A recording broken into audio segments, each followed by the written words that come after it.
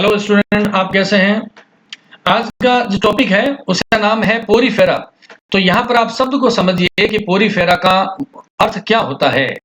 Porifera simple language में कहें तो ऐसे जंतु जिनके शरीर के ऊपर बहुत सारे क्या होते हैं, छिद्र होते हैं, पोर्स होते हैं, यानी कि पोर बियरिंग एनिमल्स को हम क्या बोलते हैं, पोरीफेरा में कहा जाता है। द पोरीफेरा जो नाम है वह रॉबर्ट ग्रांट नामक साइंटिस्ट ने इसकी स्टडी की थी और इसे नाम दिया था पोरीफेरा। और हम ये कहेंगे जैसे कि स्पॉन्ज लाइक एनिमल्स होते हैं, जैसे स्पॉन्ज के समान जो जंतु होते हैं जिनके शरीर के ऊपर बहुत सारे छिद्र होते हैं, पोर्स होते हैं, इसीलिए पोरीफेरा के अध्ययन को स्पॉन्जियोलॉजी कहते हैं या पैराजूलॉजी भी कहते हैं। तो यहाँ पर आप इस पिक्चर में देखेंगे ये स्पॉन्ज का एग्जांपल्स है। इनके ऊपर क्या होते हैं, बॉडी के ऊपर छोटे छोटे माइन्यूट पोर्स होते हैं और इन माइन्यूट पोर्स की सहायता से इसमें वाटर करंट इसमें एंट्री करती है। तो आप देखेंगे इसमें बहुत सारे छोटे छोटे पोर्स हैं। इसमें वो पोर्स यानी कि वो छिद्र जिनसे पानी अंदर प्रवेश करता है। जैसे मान लेते हैं कि मैं यहाँ पर एक बार जनरल समझा देता हूँ आपको। ये मान लेते हैं कि कोई एनिमल है या पोरीफेरा का, इसके शरीर में बहुत सारे मैंने कहा पोर्स होते हैं, इसलिए इसे हमने किस में रखा गया है, पोरीफेरा में रखा गया है। इसके वो छोटे छोटे माइन्यूट और न्यूमरस पोर्स जिससे पानी इसमें एंट्री करता है, उन पोर्स को हम बोलते हैं ऑस्टिया कहते हैं। जबकि इनके वो पोर्स जिससे वाटर है वापस बाहर निकलता है उसे हम ऑस्क्यूलम कहते हैं। इस टाइप के ये एनिमल्स होते हैं और इसी की डिटेल्स को आप क्या करेंगे, आज समझते जाएंगे।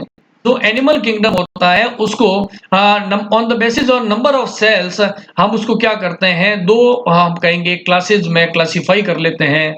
यूनिसेलुलर एनिमल्स होते हैं उनको हमने किस में रखते हैं, उन्हें हम प्रोटोजोआ में रखते हैं। जबकि जो मल्टी सेलुलर एनिमल्स होते हैं उसे हम किस में क्लासिफाई करते हैं, मेटाजोआ में। तो पोरीफेरा के जो एनिमल्स होते हैं वो मल्टी सेलुलर होते हैं, इसलिए इसे किस में रखा गया है, इन्हें रखा जाता है मेटाजोआ में।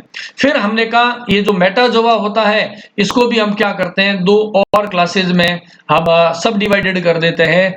दैट इज द पोरीफेरा, या हम कहते हैं पैराजोआ एंड यू मेटाजोआ। ये इसका एक बेसिक क्लासिफिकेशन है, यानी कि systematic position in the animal kingdom. अभी जैसा कि मैंने आपको पहले से बताया था, जब हम किसी भी एनिमल किंगडम के बारे में या फाइलम के बारे में पढ़ते हैं कुछ पॉइंट्स हमें फिक्स दिमाग में रखने हैं। एग्जांपल के लिए हमने कहा बॉडी ऑर्गेनाइजेशन। बॉडी ऑर्गेनाइजेशन की हम अलग से वीडियो बना चुके हैं। यहाँ पर हम इतना सा बताएंगे आपको कि वे एनिमल्स जिनमें हम कहेंगे मल्टी सेलुलर है लेकिन सभी सेल्स हैं इंडिविजुअली वर्क करने के लायक होती है, ऐसे हम ऑर्गेनाइजेशन कहते हैं, सेलुलर ग्रेड बॉडी ऑर्गेनाइजेशन कहते हैं। ये मल्टी सेलुलर है और कैसे होते हैं, सेलुलर ग्रेड बॉडी ऑर्गेनाइजेशन होता है। अब हम बात कर रहे हैं इसमें गैस्ट्रुला स्टेज की। यहाँ पर देखिए मैं एक गैस्ट्रुला बना देता हूं। आप गैस्ट्रुला में जानते हैं कि एक पोर होता है जिससे गैस्ट्रुला बाहर की ओर खुलता है। इस पोर को हम क्या बोलते हैं, इस पोर को हम कहते हैं ब्लास्टोपोर। और वो एनिमल्स जिसमें इस ब्लास्टोपोर से माउथ का डेवलपमेंट होता है उन्हें हम रखते हैं प्रोटोस्टोमिया में। इसलिए हम कहेंगे पोरीफेरा के जंतु क्या होते हैं, ये होते हैं प्रोटोस्टोम्स होते हैं। ओके, ओरिजिन की बात करते हैं, इनकी उत्पत्ति कैसे हुई थी। कोएनोफ्लेजलेट यानी कि प्रोटिस्टा, ऐसे जो एनिमल्स हैं उनसे इनकी उत्पत्ति हुई थी। और इसमें हम कहेंगे लगभग 8838 है नंबर ऑफ स्पीसीज पाई जाती है। नेचर की बात करो तो ये एनिमल्स कैसे होते हैं, एक्वेटिक होते हैं। टेरेस्ट्रियल इनकी एक भी स्पीसीज नहीं है, ये एक्वेटिक है। और हम कहेंगे इसके मोस्टली एनिमल्स कहते हैं होते हैं मैराइन होते हैं, लेकिन कुछ ऐसे भी होते हैं जो कि फ्रेश वाटर के अंदर भी अपना निवास बनाते हैं। तो आप इस एनिमल्स को जब पढ़ते हैं तो आप साथ साथ में उस एनिमल के बारे में इमेजिन भी करते रहें, उससे आपको क्या होगा, समझने में आसानी रहेगी, लर्न करने में आसानी रहेगी। यहाँ पर नीचे आप देख रहे हैं ये जो तीन मैंने पिक्चर लगा रखी है, इन तीनों ही एनिमल्स में देखें आप कैसे होती है, मल्टी सेलुलर होते हैं और डीप सी के अंदर, समुद्र की गहराई में रहते हैं, ये डीप सी के अंदर रहते हैं। अब बात करते हैं हम इनकी हैबिट की। ये सॉलिटरी और कॉलोनियल दोनों प्रकार के होते हैं। सॉलिटरी मीन्स हो गया अकेले रहने वाले, सॉलिटरी का मतलब हो गया अकेले रहते हैं, ग्रुप में नहीं रहते हैं, वो सॉलिटरी होते हैं एनिमल्स। और जो ग्रुप में रहते हैं उसे हम क्या बोलते हैं, कॉलोनियल लाइफ कहते हैं, यानी कॉलोनियल युग्म में रहने वाले समूह वाले प्राणी हैं। लोकोमोशन, अरे ये अलग टाइप के एनिमल्स है। आप देखेंगे इन तीनों ही पिक्चर के अंदर ये एनिमल्स कैसे हैं। एक नीचे सॉलिड जो रॉक है समुद्र के पेंदे में, जो सॉलिड रॉक है उस सॉलिड रॉक के ऊपर सबस्ट्रेट के साथ में अटैच्ड रहते हैं। ये आप इन तीनों ही फिगर में देख पाएंगे। तीनों के अंदर ये जो एनिमल होते हैं कहाँ रहते हैं, एक सबस्ट्रेट की हेल्प से जुड़े रहते हैं। जैसे प्लांट्स अपनी जगह पर खड़े रहते हैं, ऐसे ये एनिमल्स क्या होते हैं, सेसाइल होते हैं, सेडेंटरी होते हैं, हम कहेंगे अटैच्ड विद ए बेस। लेकिन एनिमल तो ये सेसाइल होते हैं, लेकिन इसका लार्वा क्या होता है, स्विम करता है, फ्री स्विमिंग लार्वा इसके अंदर होते हैं। चलिए नेक्स्ट पॉइंट देखते हैं। बॉडी शेप की बात करते हैं। बॉडी शेप में मैंने क्या बताया, यहां पर देखेंगे आप तीन नाम लिखे हुए हैं, सिलिंड्रिकल हो सकते हैं, कप शेप्ड हो सकते हैं, और वास शेप्ड होते हैं, जैसे फूलदानी होती है ऐसे होते हैं, या स्फेरिकल। यहां पर आप इन फिगर में देखेंगे, इन पिक्चर्स के अंदर कैसे हैं, सिलिंड्रिकल दिखाई दे रहे हैं, और यहाँ थर्ड नंबर में देखेंगे आप ये कप के समान भी दिखाई देते हैं। अब वेरी वेरी इंपॉर्टेंट पॉइंट है, that is the symmetry of animals. ये जो एनिमल्स होते हैं मोस्टली कैसे होते हैं, एसिमेट्रिकल है, असममित है। इसका मतलब इनको किसी भी एंगल पे काटने पर दो इक्वल पार्ट नहीं बनते हैं। लेकिन कुछ ऐसे भी एनिमल्स होते हैं जो कि रेडियल सिमेट्रिकल होते हैं, यानी कि अर्य सममिति वाले होते हैं। जैसे यहां पर मैं आपके सामने एक एग्जांपल ले लेता हूं। ये हम मान लेते हैं कि क्या है, एक साइकोन है, इस तरीके से है, इस पर बहुत सारे छोटे छोटे क्या बने हुए हैं, पोर्स बने हुए हैं, ऑस्टिया कहते हैं, जिससे वाटर करंट है इसमें एंट्री करती है, और इस पोर से, जिसको हम बोलते हैं ऑस्क्यूलम, इससे वाटर क्या आता है, बाहर आता है। इस एनिमल को अगर हम ऐसे काट दें, ऐसे काट दें, यानी कि आपको और सरल तरीके से कहूं तो इसकी बॉडी कैसी है, ऐसी है, सिलिंड्रिकल है, जैसा आप इसमें देख पा रहे हैं ऐसा सिलिंड्रिकल है। और इसको हम अगर इसके हम कहते हैं लंबाई में और इसकी डायगोन पे यानी कि व्यास के ऊपर ऐसे अगर काट देते हैं, जैसा कि मैं यहाँ पर इस फिगर में बना रहा हूं, ऐसे काट दिया हमने, उसके बाद में हम इस एनिमल को क्या करें, अगेन ऐसे काट दें हम 90 डिग्री पे, ऐसे बहुत सारे एक्सिस पे काटेंगे तो क्या होगा, हर बार हमें इक्वल पार्ट मिलते हैं, यानी हम ये कहते हैं इनमें रेडियल सिमेट्री होती है। ये हो गए रेडियल सिमेट्रिकल एनिमल्स होते हैं। तो कुछ क्या होते हैं, कुछ एनिमल्स ऐसे भी होते हैं जो कि हम कहेंगे एसिमेट्रिकल भी होते हैं। बॉडी की शेप, बॉडी पोर्स की बात कर रहे हैं। मैंने आपको बताया बॉडी में दो तरह के पोर्स होते हैं, ऑस्टिया और ऑस्क्यूलम। इस फिगर में आप देखेंगे ये छोटे छोटे बहुत सारे न्यूमरस पोर्स हैं। ये कौन से हैं, इन्हें बोलते हैं ऑस्टिया। और मैंने बताया ऑस्टिया से क्या होगा, वाटर करंट एंट्री करती है। और अधिकांश जंतुओं में क्या होगा, ऑस्क्यूलम एक होता है और बड़ा होता है, और जो क्या करता है, एग्जिट करने का काम करता है। यानी कि इसमें हम ये कहेंगे जो वाटर करंट है वो बाहर की ओर पानी को एक्सपेल्ड किया जाता है। Germinal layer, very very important point है इसका। ये एनिमल्स हम कहेंगे प्राइमरी रूप से क्या होते हैं, डिप्लोब्लास्टिक होते हैं, प्राइमरी रूप से डिप्लोब्लास्टिक होते हैं। मतलब यहाँ पर क्या कहना चाह रहे हैं, यहाँ पर देखो मैं एक जनरल सा एक फिगर बना रहा हूँ। इसकी बॉडी के ऊपर कितनी लेयर्स है, दो लेयर्स होती है। एक आउटर लेयर जिसको हम बोलते हैं पिन्नेकोडर्म बोलते हैं।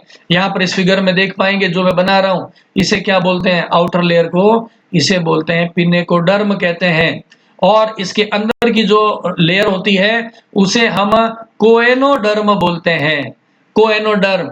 और इस कोएनोडर्म की इंडिविजुअल यानी कि सिंगल कोशिका होती है, उसे हम क्या बोलते हैं, कोएनोसाइट्स बोलते हैं। यहाँ पर आप नीचे एक फिगर मैंने बना रखा है लेफ्ट साइड के अंदर, उसमें आप देखेंगे ये वाला इसे है कोएनोसाइट बोलते हैं। कोएनोसाइट कैसी होती है आप देखें, इसको कॉलर सेल भी कहते हैं। नीचे तो एक टिपिकल सेल जैसी सेल है जहां पर मैं बाउंड्री बना रहा हूं। एक इसमें न्यूक्लियस होता है और उसके अलावा इसमें छोटे छोटे सीलिया लाइक स्ट्रक्चर निकले रहते हैं, और एक होता है लंबा फ्लेजलम। इस फ्लेजलम में क्या होगा, हम कहेंगे लोकोमोशन होगा, मूवमेंट होगा, और उससे क्या होगा, इसमें वाटर करंट को जनरेट किया जाएगा। यानी ये कहा कोएनोडर्म होता है, इसके अंदर क्या होंगे, छोटे छोटे छोटे ऐसे सीलिया लाइक स्ट्रक्चर्स होती है ना। ये सीलिया जब मूव करेंगे उससे क्या होगा, वाटर करंट के लिए प्रेशर जनरेट होगा। ये जो सीलिया लाइक स्ट्रक्चर्स है किसमें, हमने कहा कोएनोसाइट्स के अंदर है। ये क्या करेगी, प्रोपल्सन जनरेट करेगी, प्रोपल्सन। प्रोपल्सन का मतलब होता है पानी को बाहर निकालने के लिए प्रेशर जनरेट करने का काम करती है। ओके, तो देखें यहाँ पर कोएनोडर्म ने कहा कि ये इनर सेल होती है, एंडोडर्मल ओरिजिन है।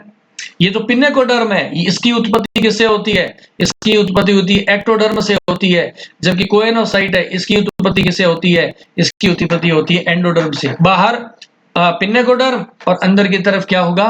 कोएनोडर्म होगा। लेकिन ये है तो डिप्लोब्लास्टिक, लेकिन इन दोनों के बीच में एक जेली लाइक सब्सटेंस बना रहता है जिसे हम कहते हैं मीजोहाइल लेयर कहते हैं। ओके, आउटर और इनर लेयर के बीच में जेल लाइक ट्रांसपेरेंट ट्रांसल्यूसेंट एक जेली लाइक सब्सटेंस है जिसको बोलते हैं मीजोहाइल बोलते हैं। ये नॉन सेलुलर है क्योंकि ये सेल से बना हुआ नहीं है। ये पिनेकोडर्म और कोएनोडर्म के बीच में, और इसमें देखें आप वेरी इंपॉर्टेंट एक पार्ट होता है जिसे हम बोलते हैं अमीबोइड सेल्स होती है। अमीबा के समान कोशिकाएं इसमें निवास करती है। अब इस मीजोहाइल में देखें और क्या क्या आइटम है उसको आप देखेंगे। मीजोहाइल में कितने टाइप की सेल्स है? देखो, different cells are the found in the mesohyle, just like the archaeocyte. Archaeocytes are the very important because the archaeocytes are the totipotent in nature. And what is the mean of the totipotent nature? These archaeocyte cells can regenerate the all kind of the cells found in the porifera. That's why it is called as the totipotent. Here the totipotent means the potency for regenerating the total cells. Okay, then the name is the scleroblast. Scleroblast is also a very specific kind of the cells which is capable of forming the skeletal elements. As we know that in the form of the endoskeleton, spicules and the fibers are found in the porifera. तो ये skeleton system का formation करते हैं. Then cells are the colenoblast. These synthesizes the form the connect the cells, connective tissues के part बनाती है. Then the ट्रोपोसाइट्स क्या होती है? ये फूड का एसिमिलेशन करते हैं, फूड की सप्लाई करने का काम करते हैं. थियोसाइट्स ये फूड का स्टोरेज करती है. Chromocyte the responsible for the colour of the sponge. And the myocytes these are the contractile nature, just like it functions like the muscles. That's why its name is the myocytes. Myo means muscles, cytes means हो गया cells. ये क्या करती है? ओस्कुलम के चारों ओर होती है और कॉन्ट्रैक्शन का काम करती है. These are the different the cells which is found in the mesohyal layer that is present between the pinecoderm and the coenoderm. तो यहाँ पर जो देखें आप क्या चीजें हमने एक्सप्लेन किया है. यहाँ पर देखिए हमने कहा लेयर में सबसे बाहर कौन सी होती है? सबसे बाहर की होती है पिनेकोडर्म. तो ये पिनेकोडर्म की जो सेल्स होती है उसे हम बोलते हैं पिनोसाइट्स बोलते हैं. आप इस डायग्राम में देख पाएंगे. Forms the outer covering of the sponge में phagocytic and the large food particles. ये फेगोसाइटिस से क्या करती है? भोजन के कणों को अंदर की तरफ एनगल्फिंग कर लेती है. उसके बाद में देखिए यहाँ पर क्या नाम लिखा? पोरोसाइट. ये वाटर के करंट को एंट्री को कंट्रोल करती है, पोरोसाइट बोलते हैं. यहाँ पे मैं इसका एक सिंपल सा फिगर बनाता हूं, आप कंफ्यूजन नहीं होंगे. ये जो साइड में बना रखा है यहाँ पे मैं बना देता हूं एक बार के लिए. यहाँ पर ये है एक सिंपल स्ट्रक्चर है, स्पॉन्ज की है. ये हो गया पिनेकोडर्म एंड द कोएनोडर्म हो गया. अब हमने क्या किया है इसकी एक जो वाल है उसको हम क्या किया है? इसको मैग्नीफाई किया, इसको जूम किया है. तो इस वाल को जब हम जूम करेंगे तो मैंने क्या बताया? सबसे बाहर की ओर तो क्या होगी? बाहर वाली होगी पिनेकोडर्म. ये लेयर कौन सी है? पिनेकोडर्म है. और इस पिनेकोडर्म है, इसके अंदर की तरफ कौन सी होती है? कोएनोडर्म है. अब मैं चाहता हूं इसको भी और ज्यादा हम मैग्नीफाई करें, और ज्यादा जूम कर दें, तो मैं कैसे दिखाई देगा? यहाँ पर देखेंगे ये पिनेकोडर्म की सेल्स है. ये वाली सेल्स भी कौन सी है? पिनेकोडर्म की सेल्स है. ऐसे इसके बीच में क्या बना हुआ है? एक स्पेस बना हुआ है. और ये स्पेस किसका है? यहाँ पर ये क्या बना हुआ है? पोर है. ये इनके बीच का जो स्पेस है वो क्या है? पोर है. और इस पोर में क्या होगा? स्पेशल काइंड सेल्स है जिसको हम नाम क्या दिया हमने? इनका नाम दिया हमने पोरोसाइट. साइट में होता है सेल होता है, पोर का मतलब छेद हो गया, यानी कि ओस्टिया जो छेद होते हैं उसके पास में ये सेल्स होती है, ओस्टिया के पास में होती है.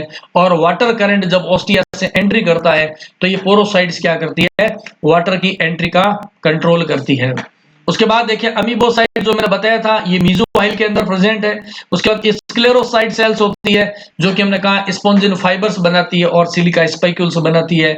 और ये अंदर की तरफ क्या बनाई है, यहाँ पे ये वाली कोएनोसाइट्स है which is a important constituent of the inner membrane of the poriferans.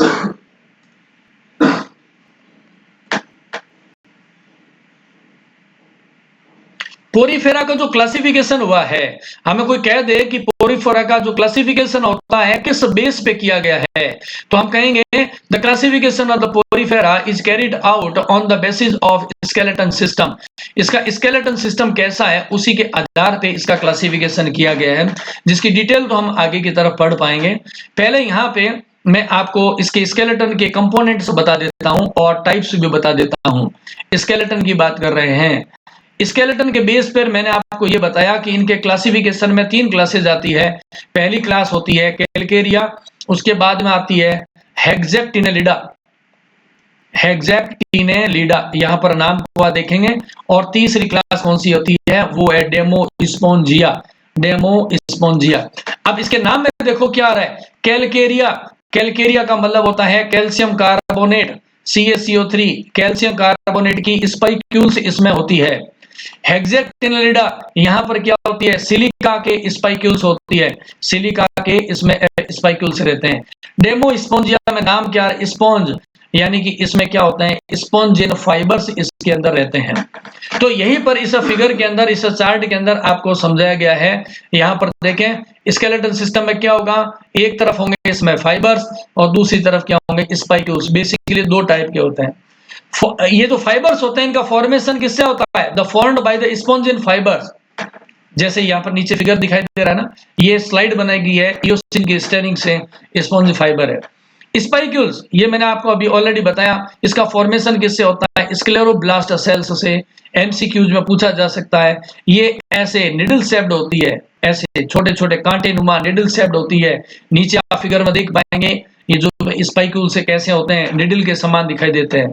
हमने कहा ये मोनो एक्सॉन, ट्राइटो एक्सॉन और पोली एक्सॉन हो सकते हैं। एक्सॉन का मतलब क्या होता है, यहाँ पे एक्सॉन का मतलब होता है एक्सिस से है, एक्सॉन का मतलब होता है एक्सिस से। अगर एक अनब्रांच्ड है तो ये क्या हो गया, मोनो एक्सॉन हो गया। और अगर हम ये कहते हैं कि इस तरीके से बनी हुई है तो टेट्रा एक्सॉन हो गया, 4 इसमें एक्स बने हुए हैं, इसलिए नाम रखा गया, कैल्शियम कार्बोनेट की बनी होती है। उसके अलावा ये स्केलेटन में स्पाइक्यूल्स की होती है, सिलिका की भी हो सकती है, तब उसको बोलते हैं सिलिशियस स्पाइक्यूल्स बोलते हैं। हेक्सेक्टिनेलिडा में होती है, जो कि मैंने अभी साइड के अंदर आपको ऐसा एक छोटे चार्ट में समझा दिया है। नेक्स्ट देखिए डाइजेशन की बात करते हैं। अरे इतना सिंपल टाइप का एनिमल है कि इसमें digestive system, respiratory system, excretory system, सही बात कहें तो सिस्टम ही नहीं होता। सिस्टम किससे बनता है, सिस्टम क्यों नहीं होता, हम इसको कहते हैं कि इसमें सिस्टम है ही नहीं। सिस्टम क्यों नहीं है, क्योंकि इसके अंदर हम कहते हैं ऑर्गन्स है, वो भी नहीं है। ऑर्गन्स नहीं है तो सिस्टम कहां से बन जाएंगे, और ऑर्गन्स कहां से होंगे, इसके अंदर तो टिश्यूज भी नहीं होते हैं। क्योंकि इसका बॉडी ऑर्गेनाइजेशन कैसा है, अभी हमने आपको बताया था, इसका बॉडी ऑर्गेनाइजेशन होता है सेल्यूलर ग्रेड का होता है, इसलिए इसमें टिश्यूज नहीं होते हैं और ऑर्गन्स नहीं होते हैं और सिस्टम भी नहीं होता है। इसलिए इसमें डाइजेस्टिव सिस्टम, रेस्पिरेटरी और वेल डेवलप्ड, हम कहते हैं वेल फॉर्म्ड होता है, एक्सक्रीटरी सिस्टम नहीं होता है। तो डाइजेशन कैसे होता है, देखो पहला वर्ड देखें आप, टिपिकली समझेंगे holozoic nutrition and what is the mean of the holozoic. तो यहां पर मैं आपको टर्म पहले समझा देता हूं, होलोजोइक का मतलब क्या होता है। यहां पर होलो का अर्थ होता है कंप्लीट, होलो का मतलब होता है कंप्लीट होता है, और जोइक का मतलब क्या हो गया, जून हो गया। ठीक है, यानी कि ये एनिमल्स को, यानी कि अपने यहाँ जून का मतलब मैं कह दूं प्रे को, ये अपने शिकार को बिना चबाए, बिना टुकड़े किए डायरेक्ट बॉडी के अंदर कैप्चर कर लेते हैं। इसलिए न्यूट्रिशन का टाइप क्या होता है, होलोजोइक कहलाता है। फिल्टर फीडर क्यों कह रहे हैं, अभी मैंने आपको बताया था कि इनके बॉडी के ऊपर क्या होते हैं, इनके बॉडी पर हमने कहा बहुत सारे छोटे छोटे पोर्स होते हैं, यहाँ से इसमें वाटर करंट एंट्री करता है, तो इस वाटर करंट के साथ साथ में फूड पार्टिकल्स भी अंदर एंट्री कर जाते हैं, तो ये पानी को फिल्टर करते हुए पी लेते हैं। थियोसाइट सेल्स क्या करती है, अब अंदर फूड आ गया तो थियोसाइट सेल्स क्या करेगी, फूड का स्टोरेज कर लेते हैं, भोज्य पदार्थों के कणों का संग्रहण करने का काम कर लेते हैं। और ये बड़ी इंपॉर्टेंट काम है, कोई पूछ ले आपको इसमें डाइजेशन कैसे होता है, तो हम कहेंगे इंट्रासेल्युलर डाइजेशन होता है। और कौन करता है, कोएनोसाइट्स, एमसीक्यूज बनता है। देखिए प्रोटोजोआ में इंट्रासेलुलर, पोरीफेरा में इंट्रासेलुलर, और इसके बाद आएगा सिलेंड्रेटा, उसमें इंटरसेलुलर एंड इंट्रासेलुलर। ऐसे शॉर्ट क्वेश्चन बहुत बनते हैं। रेस्पिरेशन कहेंगे, मैंने कहा जो सिस्टम ही नहीं है तो बॉडी की जो सरफेस है वहीं पर डिफ्यूजन से ऑक्सीजन एंट्री कर जाती है, और डिफ्यूजन से क्या होगी, CO2 बाहर निकल जाएगी। डिफ्यूजन का मतलब क्या होता है, डिफ्यूजन का मतलब होता है विसरण, विसरण प्रक्रिया से होता है। एक्सक्रीशन में भी वही होगा, क्योंकि सिस्टम नहीं है, कोई पर्टिकुलर स्ट्रक्चर नहीं है जिससे एक्सक्रीशन होता है, तो बॉडी की सरफेस से क्या होगा, विसरण यानी कि डिफ्यूजन के द्वारा ही एक्सक्रीटरी मटेरियल को रिलीज कर दिया जाएगा। Regeneration, highly specific by the archaeocytes because archaeocytes are the totipotent cells। Archaeocytes में क्या विशेषता है, इसके बॉडी में जितनी भी सेल्स होती है वो सारी की सारी सेल्स में से कोई भी सेल टाइप अगर हम कहते हैं डैमेज हो जाएगा तो आर्कियोसाइट करेगी, वापस उसको बना देती है, जिसको हम कहते हैं रीजनरेशन। ये वाली जो टर्म है वेरी इंपॉर्टेंट है। रिकॉन्स्टिट्यूशन और रीएग्रीगेशन का मतलब क्या है उसको मैं यहाँ आपको समझाता हूँ, और बहुत ध्यान से समझना है। रिकॉन्स्टिट्यूशन क्या है, देखो एक बार सरलता से समझो कि यहाँ पर मैंने क्या बनाया है, एक बना दिया है बीकर, ये हमने बीकर ले लिया है। यहाँ पर मैं मान लेता हूँ इसमें क्या भरा हुआ है, पानी भरा हुआ है, और इसके ऊपर में मान लेते हैं कि हमने एक छलनी लगा दी है, सीव, जैसे पानी छानने वाली छलनी आती है, ऐसा मान लेते हैं हमने क्या किया, एक सीव को लगा दिया है। ठीक है, अब इसके ऊपर मैंने डाल दिया किसी स्पॉन्ज को, यहाँ पे मैंने क्या डाल दिया, एक स्पॉन्ज की प्रजाति को डाल दिया है। मान लेते हैं वो स्पीसीज कौन सी है, ए स्पीसीज है। जब मैं इसको यहाँ से फोर्सफुली फिल्टर कर दूंगा, छान दूंगा, क्या कर देंगे हम इससे, इस जाली से इसका फिल्ट्रेशन कर देंगे, तो all the cells which is present in this sponge is disintegrated. यानी कहने की बात है कि ये जो स्पॉन्ज था इसको छानने पर क्या होगा, इसकी सारी सेल्स क्या होगी, डिसइंटीग्रेटेड हो जाएगी, एक दूसरे से अलग हो जाएगी। लेकिन जैसे ही इसको छोड़ देते हैं ये वापस क्या होगा, वापस ये सेल्स एग्रीगेट हो जाएगी। इसीलिए इस टर्म का नाम हमने क्या रखा है, रीएग्रीगेशन रखा है। इसको बोलते हैं रीएग्रीगेशन। यानी कि जब इन स्पंज के एनिमल्स को जब हम किसी फिल्टर से छान देते हैं और इसकी सारी सेल्स को डिसइंटीग्रेटेड कर देते हैं इस प्रकार से, तो ये थोड़ी देर बाद में वापस जुड़ जाती है। इसी को रिकॉन्स्टिट्यूशन कहते हैं या रीएग्रीगेशन कहते हैं। अब यहाँ पे एक और बात है जो मैं समझा देता हूं साथ के अंदर। अब मान लेते हैं कि ये है स्पीसीज बी, ये वाली कौन सी स्पीसीज बी, पहले वाली मान लेते हैं स्पीसीज ए। इस बी स्पीसीज को मैंने फिल्टर किया तो इसकी भी सेल्स क्या होगी, पहले वाली तरह डिसइंटीग्रेटेड हो गई है, डिसइंटीग्रेटेड हो गई। अब मान लेते हैं कि मैंने इन दोनों को मिला दिया है, आपस के अंदर क्या कर दिया है, इसको मिक्स कर दिया है, तो ये दोनों सेल्स क्या हो गई, कौन से वाली, ये हो गई स्पीसीज बी वाली जो है वो सेल्स जो कि डिसइंटीग्रेटेड हो चुकी थी। और उसके अलावा ये वाली जो स्पीसीज ए है इसकी सेल्स जिसको मैंने डिसइंटीग्रेटेड हो गया था, ये क्या बन गया है, ये बन गया सेल्स का एक मिक्सचर बन गया है। अब हमें देखना है ऐसी कंडीशन में जब रीएग्रीगेशन होगा तो क्या होगा, रिजल्ट क्या होगा। देखिए अगेन ए स्पीसीज की सेल्स आपस में मिल करके रीएग्रीगेशन कर लेगी, और स्पीसीज जो दूसरे वाली है उसकी भी सेल्स क्या होगी, रीएग्रीगेशन कर लेगी। तो हम कहते हैं रीएग्रीगेशन कैसा होता है, तो हम ये कहते हैं इसका रीएग्रीगेशन होता है स्पीसीज स्पेसिफिक रीएग्रीगेशन होता है। स्पीसीज स्पेसिफिक क्योंकि आपने डिसइंटीग्रेटेड दोनों सेल्स को जब मिला दिया था उसके बाद में भी जब ये नई एनिमल को वापस एग्रीगेट होकर के बनाएंगे तो ए सेल की सेल्स अपने ही प्रजाति के स्पॉन्ज में जाती है और बी वाली सेल्स अपनी ही प्रजाति के स्पॉन्ज में जाती है। कभी भी इनमें एक्सचेंज नहीं होता है क्योंकि इनका रीएग्रीगेशन जाति विशिष्ट स्पीसीज स्पेसिफिक होता है। कैनाल सिस्टम, ये वेरी इंपॉर्टेंट फिनोमिना है पोरीफेरा का। कैनाल सिस्टम पहले सरल सा समझ लो कैनाल सिस्टम क्या है, उसके बाद में हम इसकी डिटेल की बात करेंगे। देखो जब मैंने आपको ये बताया एक सिंपल सा अगर मैं फिगर बनाऊं, हमने कहा कि ये जो एनिमल्स होते हैं ये कैसे होते हैं, ये बाई लेयर्स होते हैं यानी कि डिप्लोब्लास्टिक होते हैं। एक होती है पिन्नेकोडर्म और एक कोएनोडर्म होती है, ये मैंने आपको बताया था। और मैंने कहा इसकी बॉडी के ऊपर क्या होते हैं, बहुत सारे क्या होते हैं, पोर्स होते हैं। बाहर की बॉडी सरफेस पर बहुत सारे छिद्र होते हैं। तो ये कन्फर्म बात है, ये पोर्स कहाँ खुलेंगे? बॉडी की दीवार के अंदर ही खुलेंगे। जैसे यहाँ पर मान लेता हूँ ये वाला पोर है ओस्टिया, ये वाले पोर भी क्या ओस्टिया है। और हमने कहा इसके अंदर, इस एनिमल के शरीर के अंदर जो कैविटी होती है उसे हम क्या बोलते हैं? स्पंजोसील बोलते हैं। ये स्पंजोसील है। और जब इस ओस्टिया की हेल्प से हमने कहा ये जो वाटर है इस ओस्टिया से इस छिद्र में प्रवेश करेगा तो कहां आ जाएगा? स्पंजोसील में। और फिर स्पंजोसील से क्या करेगा? वाटर बाहर की ओर निकल जाएगा। तो इसकी दीवार में, इस स्पॉन्ज की दीवार में ये नलिकाओं का एक, नलिकाएं यानी कैनाल का एक जाल बना हुआ है, नेट बना हुआ है। इसी नेट को हम क्या बोलेंगे? कैनाल सिस्टम कहते हैं। इसको हम कहते हैं कैनाल सिस्टम। ये मैंने एक सरल सी परिभाषा बताई है।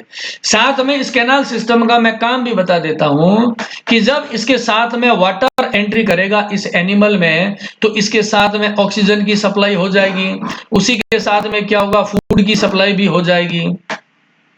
और जब ये पानी वापस बाहर निकलेगा, जब पानी कहां से निकलेगा? ऑस्क्यूलम से। जब पानी ऑस्क्यूलम से बाहर निकलेगा तो CO2 निकल जाएगी और जो एक्सक्रीटरी जो मटेरियल होते हैं वो भी क्या होंगे? इसी से निकल जाएंगे। बॉडी में ट्रांसपोर्टेशन का काम ये भी कौन करेगा? यही करेंगे। तो कैनाल सिस्टम है वो पोरीफेरा के एनिमल्स के जीवन में बहुत इंपॉर्टेंट होता है। तो ये कैनाल सिस्टम के 3 टाइप है जो नीचे हमने फोटो लगा रखी है। ये जो पहला फोटो है इसको हम बोलते हैं एस्कॉन टाइप कैनाल सिस्टम बोलते हैं, एस्कॉन। दूसरे वाला है इसका नाम है साइकॉन और तीसरा वाला है इसको हम क्या बोलते हैं? ल्यूकॉन। तो एस्कॉन, साइकॉन, ल्यूकॉन 3 तरह के कैनाल सिस्टम होते हैं। इसकी अलग से वीडियो और अपलोड की गई है, उसको आप डिटेल में वहां पर देखेंगे।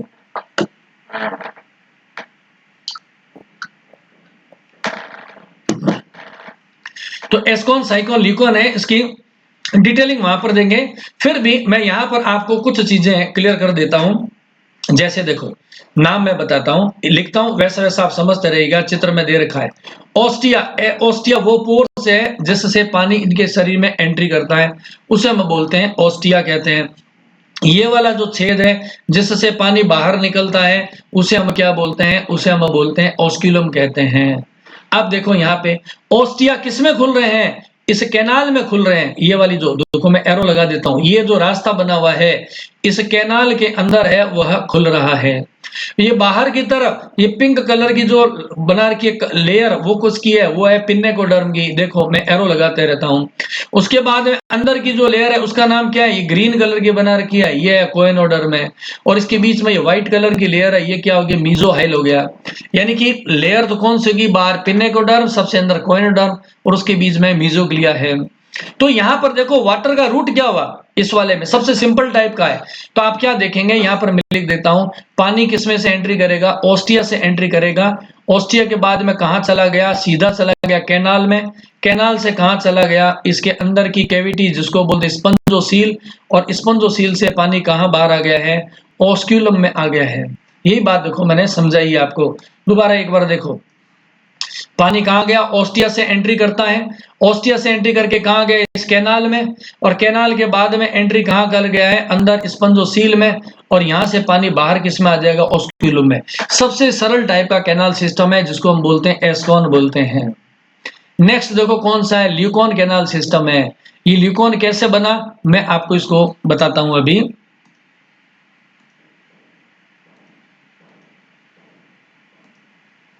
देखो अब एस्कॉन के बाद आता है ल्यूकॉन। मैं यहां पर शॉर्ट में बनाता हूं, पहले एक बार समझिएगा। हाफ पार्ट बना रहा हूं किसी भी साइकोन का। ये मान लेते हैं हाफ पार्ट मैंने बनाया है। बाहर की और कौन सी लेयर थी? पिन्नेकोडर्म की लेयर है। यहाँ पे ये लेयर कौन सी है? पिन्नेकोडर्म है, पिन्नेकोडर्म। ठीक है। और यहाँ पे सबसे अंदर की तरफ जो लेयर बना रखी है ये है कोएनोडर्म की लेयर है। और बीच में भरा हुआ मीजोग्लिया। मैं यहाँ पर एक बार के लिए नाम लिख देता हूँ जो वैसे मैंने आपको बताया हुआ है। बाहर की तरफ लेयर कौन सी होती है? इसके वाल में पिन्नेकोडर्म। अंदर की तरफ कौन सी है? ये है लेयर कोएनोडर्म की है। और इसके बीच में लेयर कौन सी होती है? मीजोहाइल लेयर है।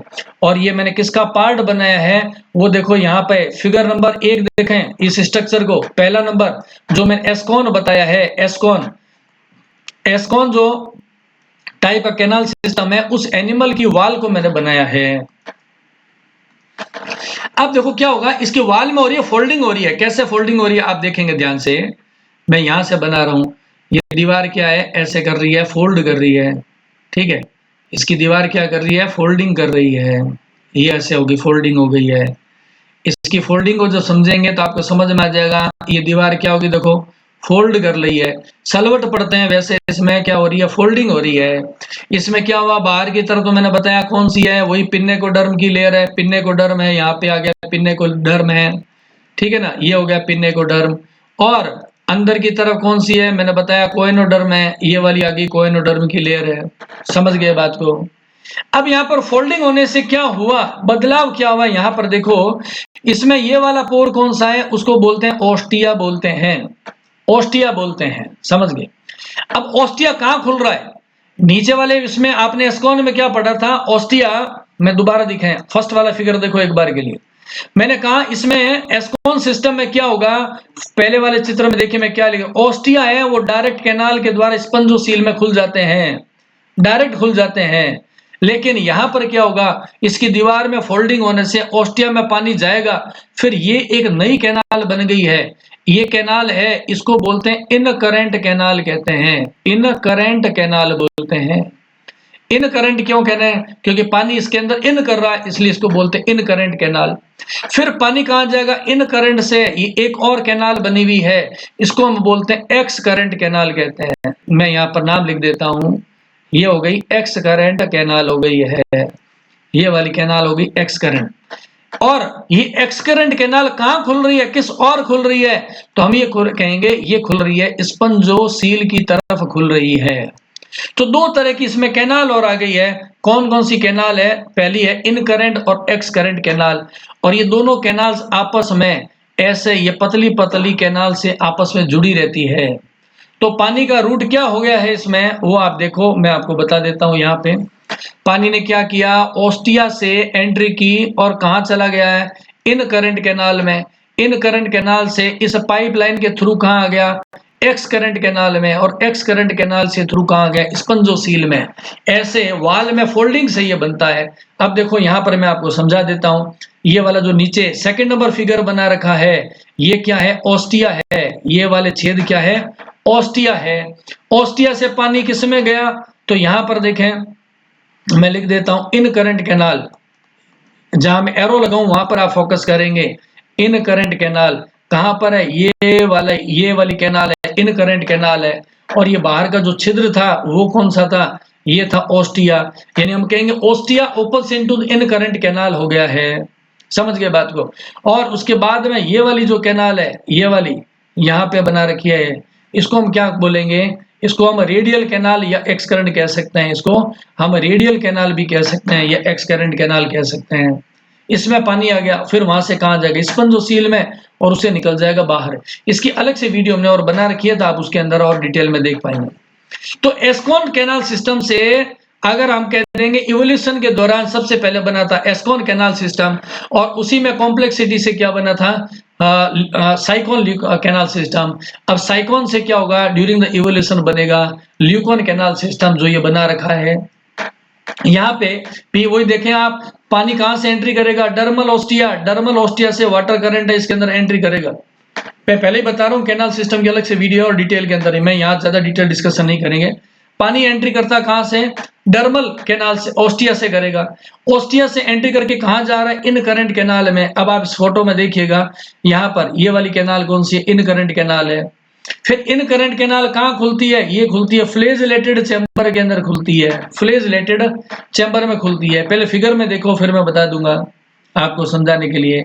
फिर ये किसमें खुल रहा है, फ्लेजलेटेड चैम्बर, ये खुल रहा है एक्स करंट कैनाल में। समझ आए क्यों, फ्लेजलेटेड किसमें, एक्स करंट कैनाल में। तो यहां पर मैं अगर आपको एक सीक्वेंस में लिखवा दूं तो क्या होगा, मैं ये कहूंगा सबसे पहले ल्यूकोन में क्या होगा, ओस्टिया होंगे, डर्मल ओस्टिया। डर्मल ओस्टिया एक पाइपलाइन के थ्रू अंदर आ रहे हैं, उसको हम क्या बोलते हैं, इसे हम बोलते हैं इन करंट कैनाल बोलते हैं। ये होगी इन करंट कैनाल। इन करंट कैनाल किसमें खुलती है, एक चैम्बर बना हुआ है जिसके अंदर बहुत सारे क्या फ्लेजिला है, तो वो खुलेगा फ्लेजलेटेड चैम्बर में। फिगर में देखते रहो, फ्लैजेलेटेड चैम्बर से फिर एक पाइपलाइन निकलती है, उसको हम क्या बोलते हैं, इसको हम बोलते हैं एक्स करंट कैनाल कहते हैं। फिर एक्स करंट कैनाल है, कहाँ खुल जाएगी, ये खुल जाएगी स्पंजोसील में। स्पंजोसील से क्या होगा, बाहर की ओर एक बड़ा पोर खुलेगा, जिसको हम क्या बोलते हैं, ऑस्क्यूलम कहते हैं। ये आप इस फिगर में देखेंगे तो आपको क्लियरली समझ में आ जाएगा। नेक्स्ट चलते हैं। रिप्रोडक्शन सिस्टम, रिप्रोडक्शन कैसे होता है इनमें, इनमें दो तरह का रिप्रोडक्शन होता है इन एनिमल्स में। एसेक्सुअल रिप्रोडक्शन भी होता है, तो साथ साथ में इन्हीं एनिमल्स में क्या होता है, सेक्सुअल रिप्रोडक्शन भी होता है। तो हम इन दोनों बातों को समझते हुए चलेंगे। अब इसमें एसेक्सुअल रिप्रोडक्शन भी तीन तरीके से होता है। देखिए मैंने लिखा नंबर 1 बडिंग, 2 नंबर पे फ्रेगमेंटेशन और तीसरे नंबर पे क्या है, जेम्यूल का फॉर्मेशन होता है। बडिंग्स क्या होती है इसको अभी समझते हैं।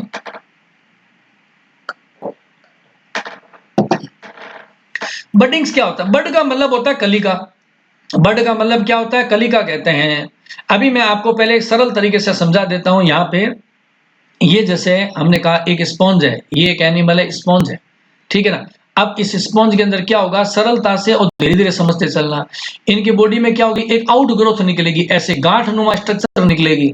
आउट ग्रोथ बोलते हैं इसको अपने सरल भाषा में, या इसको क्या बोलेंगे, बड कहेंगे। फिर ये बड क्या करेगी, साइज के अंदर ग्रो अप करेगी।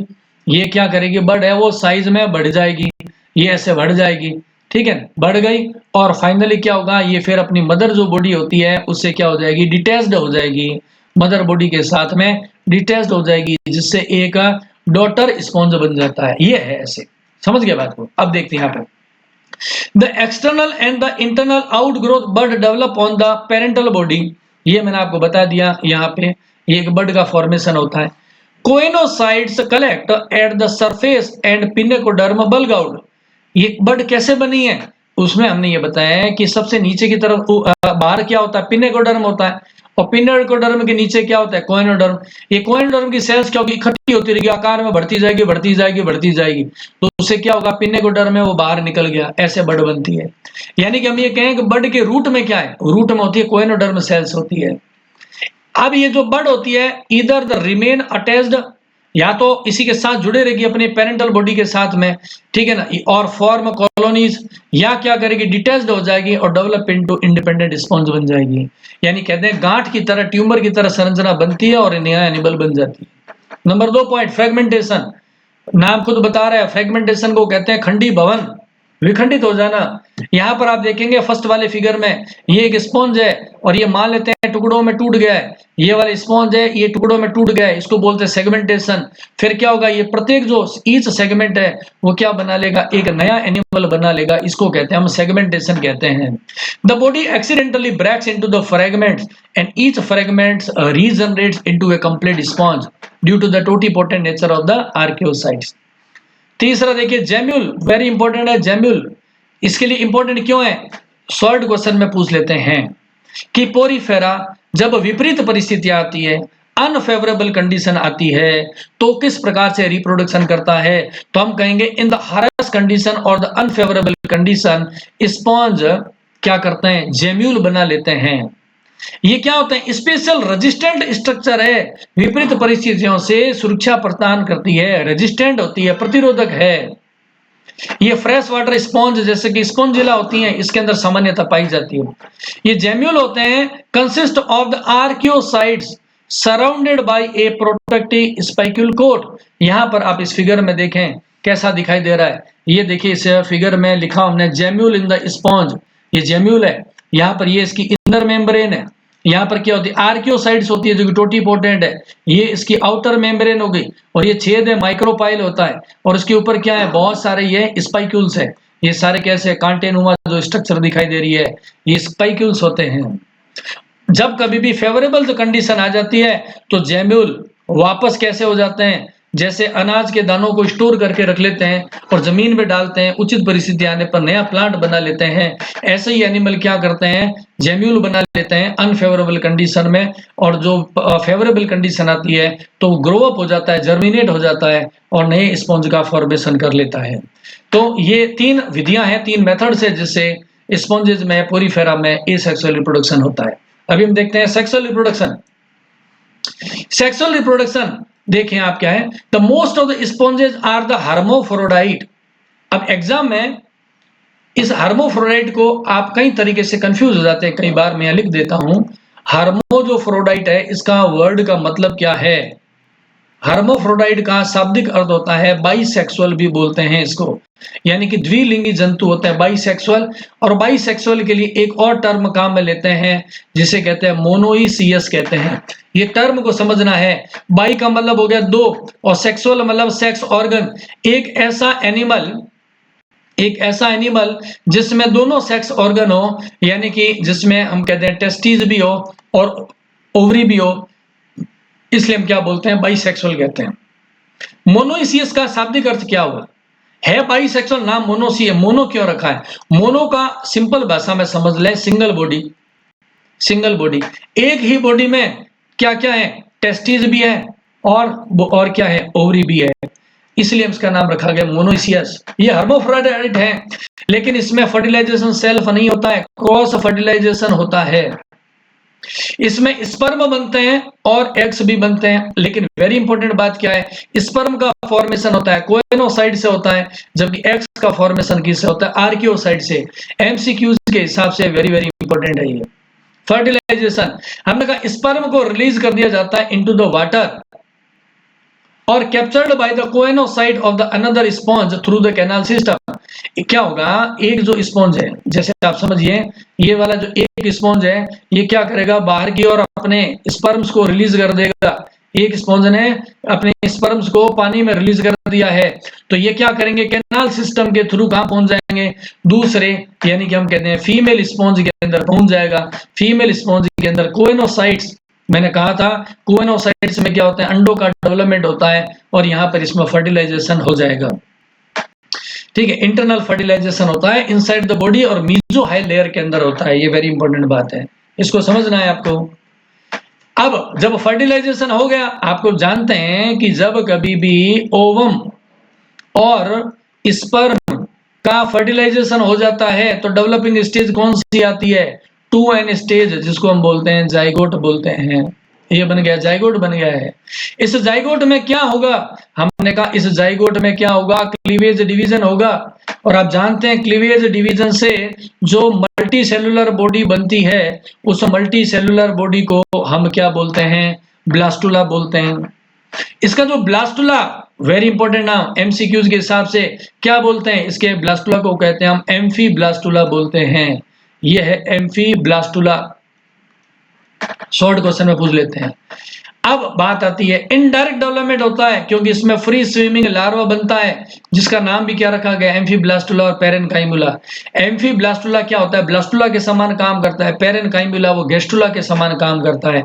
इसकी जो लार्वा होता है वो पानी में स्विम करता है। मैंने आपको पहले ही बताया था क्या कि ये एनिमल्स तो कैसे होते हैं? सेसाइल होते हैं, लेकिन जब इसका लार्वा बनता है, वो लार्वा इसका क्या होता है? फ्री स्विमिंग होता है। और इसी फ्री स्विमिंग लार्वा के कारण ही इन एनिमल्स में क्या होता है? डिस्पर्जल होता है, वरना तो ये सारे एक ही जगह प्लांट्स की तरह इकट्ठे हो जाते हैं। यहाँ पर स्ट्रक्चर दे रखी है, देखिए एम्फीब्लास्टुला कैसा होता है? खोखला है, होलो है, अंडाकार है, ओवल शेप्ड है, एग्जांपल के लिए स्काइफा। और पेरेनकाइमुला है, वो सॉलिड होता है, अंदर से सेल्स भरी रहती है, ओवल शेप्ड होता है और फ्लैटेंड प्लेट लगेगा, फ्लैटेंड होता है। ये क्लासिफिकेशन है जो मैंने वैसे आपको समझा दिया है, फिर भी आपको थोड़ा सा मैं आउटलाइन बता देता हूं। मैंने कहा था on the basis of skeleton, on the basis of skeleton, ये भी शॉर्ट क्वेश्चन आ जाता है कि पोरीफेरा का क्लासिफिकेशन किस आधार पे किया है, तो हम कहेंगे स्केलेटन के आधार पे। कैसे? देखो पहला पॉइंट क्या रहा है? ऐसे एनिमल जिसमें कैल्शियम कार्बोनेट CaCO3 की स्पाइक्यूल्स होती है, उन्हें हमें किस में रखा? कैलकेरिया में, क्योंकि कैलकिस का मतलब होता है लाइम यानी कि चूना। ओके, उसके बाद देखिए सिलिका की स्पाइक्यूल्स जिसमें होती है उसे हम बोलते हैं हेक्सेक्टेनिलिडा। इनका कॉमन नेम ग्लास स्पॉन्ज भी बोलते हैं, क्योंकि हाइलोज का मतलब होता है ग्लास होता है, ट्रांसपेरेंट होता है। तीसरा, ऐसे एनिमल्स जिसमें स्पॉन्ज फाइबर होते हैं उसे रखा गया डेमोस्पोंजिया में। तो नाम खुद देखो बता रहा है, कैलकेरिया कैल्शियम कार्बोनेट की स्पाइक्यूल्स, डेमोस्पोंजिया स्पॉन्जिन फाइबर का कंकाल, और सिलिका हो गया हेक्सेक्टेनिलिडा में। हेक्सेक्टिनेलिडा क्यों कहा है? हेक्से का मतलब होता है 6, हेक्सा का मतलब होता है 6। इसकी जो स्पाइक्यूल्स होती है, देखो नीचे क्या लिखा है, 6 रेड स्पाइक्यूल्स है, इसलिए हेक्सेक्टिनेलिडा रखा गया है। इसकी बॉडी देखो कैलकेरिया में कैसे होती है, मैंने कंपेरेटिव बना दिया चार्ट, तब आपको अपना पढ़ना है, टॉपिक में बता चुका हूं। बॉडी होती है सिलिंड्रिकल होती है, किसमें? कैलकेरिया में। कैलकेरिया की बॉडी रेडियल सिमेट्रिकल होती है। कैलकेरिया के एनिमल्स ओनली मैराइन होते हैं। और वेरी इंपॉर्टेंट बात, कैलकेरिया में एनिमल्स में एस्कॉन, साइकॉन, ल्यूकॉन तीनों टाइप के एग्जांपल्स मिलेंगे, जबकि हेक्सेक्टिनेलिडा में साइकॉन या ल्यूकॉन मिलेगा। डेमोस्पोंजिया में केवल क्या होगा? ल्यूकॉन होगा। ठीक है ना, ये हो गया। इन तीन के अलावा मैं एक और कैटेगरी क्या है, होमोस्क्लेरोमोर्फा, ये स्मॉल ग्रुप है ऑफ मैराइन स्पॉन्जेज। ये बहुत छोटे एनिमल्स होते हैं जो कि मैराइन स्पॉन्जेज होते हैं, ये एक माइनर फाइला की तरह इसको काम में लेते हैं, होमोस्क्लेरोमोर्फा कहते हैं, जिसका एग्जांपल है ऑस्क्लेरेला। इस टेबल को मैं ऑलरेडी समझा चुका हूं, तो उसको तो आपको डायरेक्ट लर्न नहीं करना है, इसको पढ़ना है। ये कुछ एग्जांपल्स हैं और उनके कॉमन नेम है जो आपके काम के हैं। इंपॉर्टेंट क्यों है, एग्जाम में पूछ लेते हैं what is the me common name of you Spongia, तो आप कहेंगे बाथ स्पॉन्ज। स्पॉन्जिला इसको बोलते हैं फ्रेश वाटर स्पॉन्ज बोलते हैं। हिप्पो स्पॉन्जिया हनीकॉम्ब स्पॉन्ज बोलते हैं। फाइलो स्पॉन्जिया इसे लीफ स्पॉन्ज बोलते हैं। चैलाइना, चैलाइना को जब आप देखेंगे तो ऐसा दिखाई देता है, फिंगर लाइक दिखाई देता है, इसलिए इसको क्या बोलता है? फिंगर फिंच बोलते हैं। क्लायोना बोरिंग स्पॉन्ज बोलते हैं, बड़ा खतरनाक है। जब पानी के अंदर बड़े बड़े जब जहाज लंबी दूरी पर ट्रेवल करते हैं तो ये क्लायोना चिपक जाता है और लकड़ी के अंदर क्या कर देता है? छेद कर देता है, बोरिंग कर देता है, इसलिए बोरिंग स्पॉन्ज कहते हैं। सामान्य परिस्थितियों में क्या करता है, ये जो मोलस्का के एनिमल्स होते हैं जिनके ऊपर कैल्शियम कार्बोनेट का सेल होता है, उसमें भी ये क्या करता है? बोरिंग कर देता है। फेरोनिमा बाउल स्पॉन्ज बोलते हैं, बाउल शेप्ड होता है, प्याले के समान होता है। यूप्लेक्टेला वेरी वेरी इंपॉर्टेंट है, प्रैक्टिकल में भी काम आता है, इसको वीनस फ्लावर बास्केट बोलते हैं। हाइलोनिमा, हाइलो का मतलब होता है ग्लास, इसे ग्लास रोप स्पॉन्ज कहते हैं। तो ये अलग अलग एग्जांपल्स है, मैंने 3 कैटेगरी बना दी है, कैलकेरिया, हेक्सेक्टिनेलिडा, डेमोस्पोंजिया। इसमें आपको रटना ही पड़ेगा और कोई इलाज नहीं है एग्जाम्पल के बारे में। ये देखिए कुछ एग्जांपल्स दे रखे हैं जो प्रैक्टिकल एग्जाम के लिए इंपॉर्टेंट है। ये पहले वाला इसको बोलते हैं ल्यूकोसोलिनिया। ल्यूकोसोलिनिया में आप क्या देख रहे हैं? लंबे लंबे सिलिंड्रिकल ऐसे ट्यूब लाइक स्ट्रक्चर होती है, और ये कैसे रहता है? ग्रुप के अंदर बना के रहता है ऐसा। ये आपके प्रैक्टिकल के अंदर आता है, स्पॉटिंग के अंदर है, इसलिए मैंने आप एक और नाम यहाँ रखा है।